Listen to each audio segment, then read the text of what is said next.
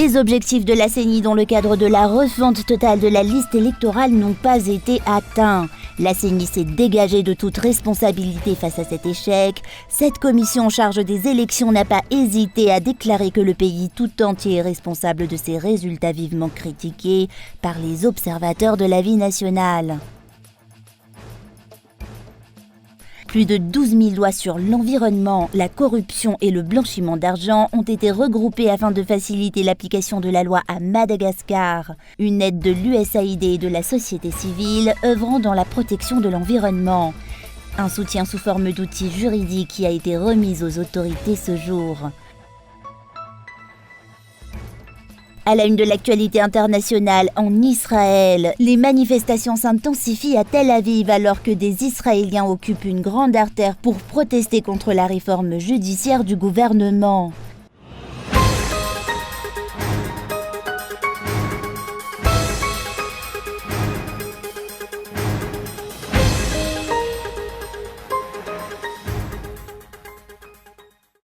Les objectifs de la refonte totale de la liste électorale n'ont pas été atteints par la CENI. Face à cet échec, la CENI s'est défaite de ses responsabilités, justifiant ces anomalies par les déménagements, l'ignorance du processus de refonte totale de la liste électorale par les citoyens et autres. Cette commission en charge des élections n'a pas hésité à déclarer que le pays tout entier est responsable de ces résultats vivement critiqués par les observateurs de la vie nationale. La commission électorale nationale indépendante avait prévu d'enregistrer 13 593 006 citoyens en âge et en droit de voter. Or, du 1er octobre au 17 juillet dernier, seuls 11 043 836 électeurs ont été recensés dans le registre électoral partout dans l'île selon le rapport de la CENI ce jour. 1 924 648 électeurs n'ont pas été recensés si l'on se réfère à l'objectif originel de cette commission en charge des élections. Comparé au RAL 2021-2022, la nouvelle liste électorale est incomplète. Certains électeurs qui ont été enregistrés lors du RAL ne figurent pas dans la nouvelle liste élaborée par la CENI. 4 raisons ont été évoquées pour justifier ces anomalies, une responsabilité partagée selon le président de cette commission. La CENI est-elle donc responsable? Certains vont encore se mettre à dire que la CENI n'a pas atteint des objectifs. Non, mesdames et messieurs, il faut rectifier cette vision des choses. La CENI n'est pas responsable de cet écart entre les objectifs et les résultats obtenus. Nous sommes tous responsables de cet écart. La clôture définitive de la liste électorale lors du processus de refonte totale de la liste électorale a fait l'objet de 3 reports consécutifs. Une démarche qui a alimenté de nombreux doutes tant auprès des citoyens qu'auprès des parties prenantes des élections. Environ 21% des jeunes de 18 à 25 ans sont actuellement inscrits dans la liste électorale et une baisse du nombre d'électeurs a été constatée dans 34 districts de Madagascar. Les modifications apportées à cette liste électorale se poursuivront en dépit de la clôture définitive de cette liste selon les explications reçues.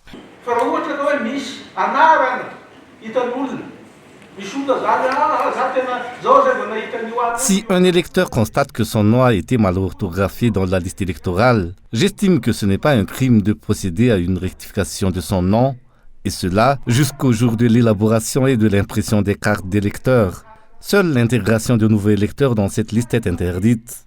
La CENI ne pourra pas faire une telle chose, sauf si le citoyen présente une ordonnance du tribunal.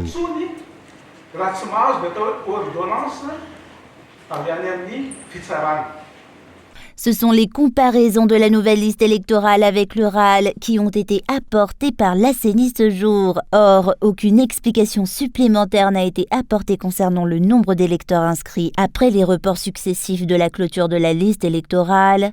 Aucun chiffre concernant les jugements supplétifs n'a été communiqué. Le rapport de la CENI en date du 13 juin 2023 faisait état de 10 768 137 électeurs recensés.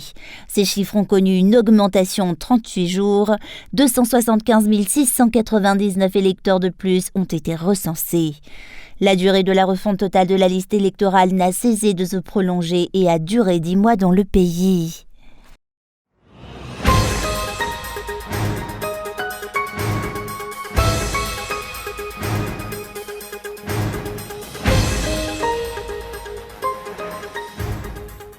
Dans le cadre de la protection de l'environnement, plus de 12 000 lois sur l'environnement, sur la corruption et sur le blanchiment d'argent ont été regroupées afin de faciliter l'application de la loi à Madagascar par l'USAID et la société civile œuvrant dans la protection de l'environnement. Une aide sous forme d'outils de travail qui a été transmise aux autorités, notamment les autorités judiciaires malgaches, ce jour. La protection de l'environnement, de la biodiversité et des espèces sauvages actuellement en voie d'extinction est une priorité que l'USAID se dit prête à soutenir. L'USAID est vraiment tout à fait disposé à appuyer les priorités du gouvernement et de la société civile et de la population de Madagascar pour la protection de l'environnement. Donc tout à fait, on compte continuer en collaboration bien sûr avec les différentes parties prenantes. Très important pour nous, comme c'est très important aussi pour le gouvernement et toute la population. L'application à la lettre des lois en vigueur contribue pleinement à la protection de l'environnement, raison pour laquelle l'USAID a consenti à financer les projets des sociétés civiles, dont le WWF, Transparency International Initiative Madagascar, Trafic et AVG. L'outil juridique dont disposeront désormais les autorités juridiques du pays et le ministère de l'Environnement contribuera grandement à la protection de l'environnement à travers l'application des lois en vigueur à Madagascar qui y sont répertoriées. C'est un outil juridique que tous les acteurs de la protection de l'environnement utiliseront. Il contient un classeur qui recense toutes les lois en vigueur à Madagascar qui s'appliquent en cas d'infraction environnementale. Une application mobile sera aussi disponible avec laquelle ces textes pourront être consultés. Les exportations illégales des richesses naturelles de Madagascar et le laxisme dans l'application des lois en vigueur sont à l'origine de la surexploitation, de la destruction des ressources naturelles du pays et des espèces en voie de disparition. La police judiciaire disposera désormais d'outils lui permettant d'agir plus efficacement selon les explications. Des résultats positifs sont attendus suite à ce don de matériel offert à la justice malgache. Ces outils sont destinés à appréhender et à sanctionner tout ce qui s'adonne au trafic d'espèces protégées et en voie d'extinction à Madagascar. Les outils ne suffiront pourtant pas. Une forte motivation et une volonté de faire est nécessaire selon les explications. Le ministère de l'Environnement doit assumer pleinement ses responsabilités, notamment cette saison où les feux de brousse et les feux de forêt sont récurrents.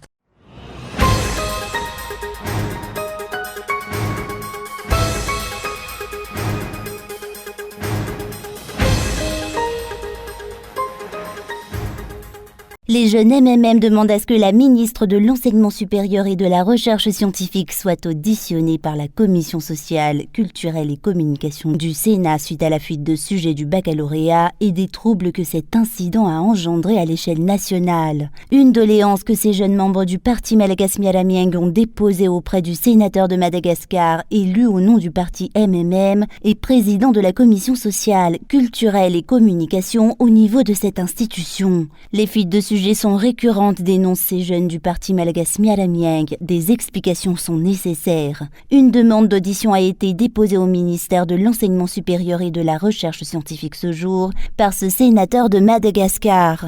Des événements qui se sont passés sur le territoire national avant-hier par rapport à l'examen du baccalauréat, plus précisément par rapport aux fuites de sujets lors de l'épreuve histoire-géographie.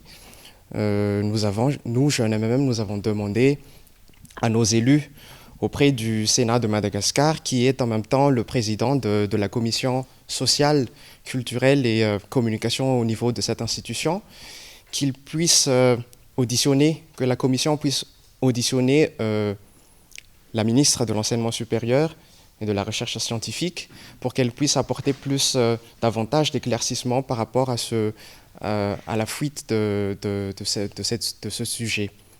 Donc aujourd'hui, nous estimons qu'il est nécessaire d'apporter plus de précision parce que ce sont des événements qui ont mené à plusieurs indignations et également à des troubles pour les étudiants. Et donc, cette audition va se dérouler le 27 juillet prochain auprès du Sénat. La méthode de travail observée durant cet examen officiel est nuisible pour la jeunesse malgache selon les explications. Un phénomène devenu récurrent vu que le même cas a été observé en 2019. De nombreuses failles doivent être examinées puis redressées dans l'élaboration et dans l'organisation des examens officiels dans le pays, selon les jeunes Malagas Meramieng, d'où la démarche entreprise par ces jeunes, afin d'obtenir des explications claires face à cet incident mais surtout pour y remédier.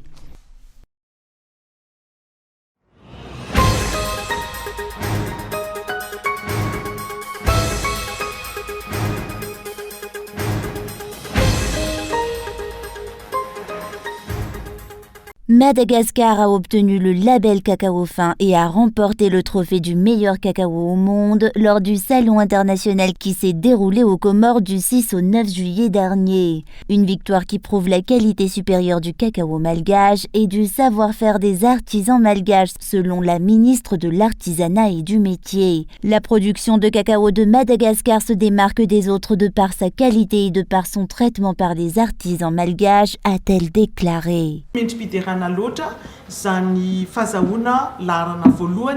Gagner cette première place est un grand honneur, notamment face à la Suisse, qui est un pays producteur de chocolat de renom à l'échelle mondiale, aussi face à la France et à la Belgique.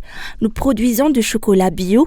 De nombreux artisans s'adonnent à la production de chocolat dans tout le pays. Les étrangers, mais aussi les pays d'Afrique s'intéressent particulièrement à notre production. Nous pouvons être fiers de notre talent pour l'artisanat et c'est un talent que les pays voisins reconnaissent.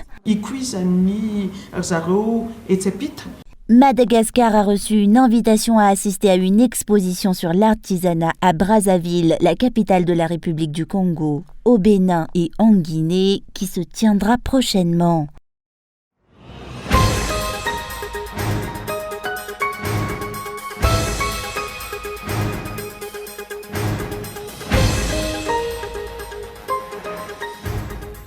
Alors que la semaine économique de l'AEMADJA, l'association économique Madagascar-Japon, touche à sa fin, le programme Initiative AB a notamment figuré à l'ordre du jour de cette dernière journée.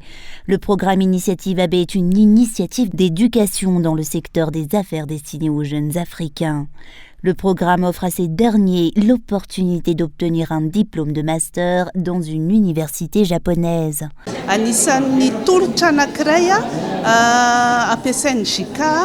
Le programme AB Initiative a été présenté aujourd'hui. Il s'agit d'un volet proposé par l'AJICA, l'Agence japonaise de coopération internationale, pour appuyer le secteur privé à Madagascar. Le programme AB Initiative aide les jeunes Africains à poursuivre leurs études supérieures au Japon et à se former dans des entreprises japonaises. Pour le président de l'AEMADJA, le bilan de cette semaine économique s'avère positif. Donc on a pu avoir des programmes qu'on doit suivre. Donc après toutes les conférences qu'on a eues durant les 4 journées très pleines qu'on a eu le privilège de partager aussi, il faut le noter. Donc c'est en ligne, on peut encore le revoir après tous les différentes vidéos qu'on a eues. L'objectif de la semaine économique de l'AEMADJA a été de renforcer les relations économiques entre Madagascar et le Japon. Elle a constitué une plateforme d'échange entre hommes d'affaires et des experts nippons et malgaches relevant de plusieurs secteurs d'activité. Il s'en est dégagé des perspectives de coopération durable mutuellement avantageuses.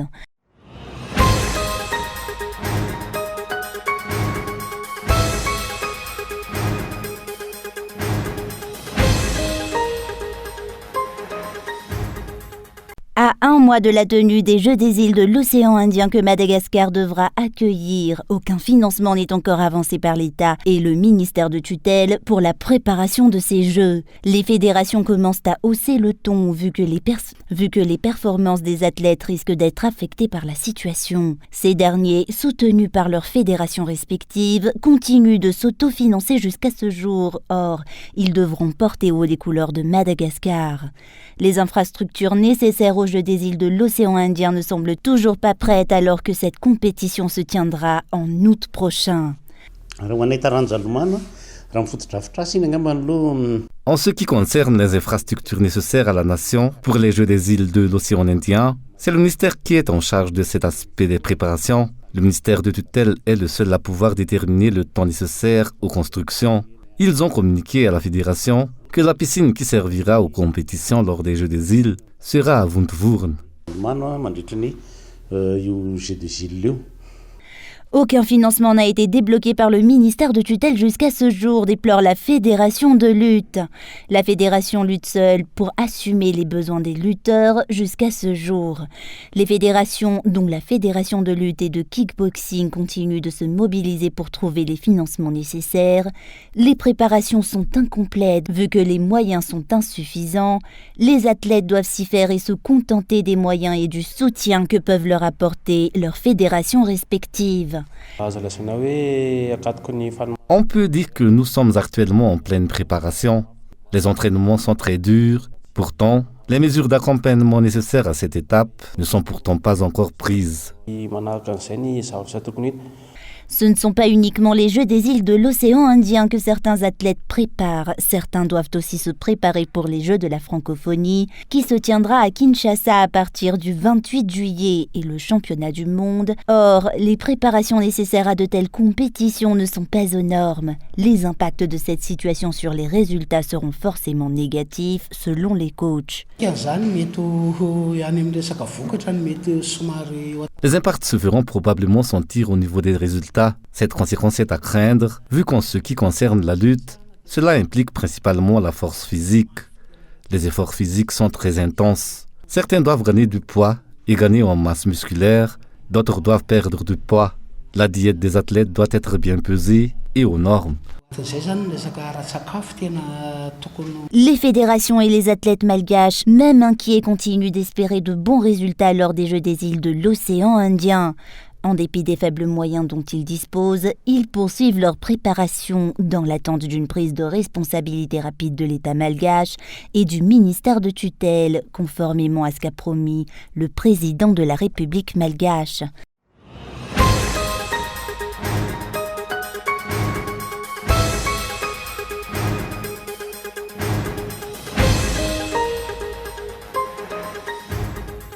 Ces images sont devenues monnaie courante. Semaine après semaine, l'opposition israélienne tient bon et continue de descendre dans la rue.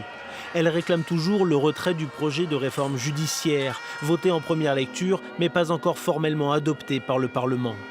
Selon ces manifestants, il en va de la nature même de l'État israélien.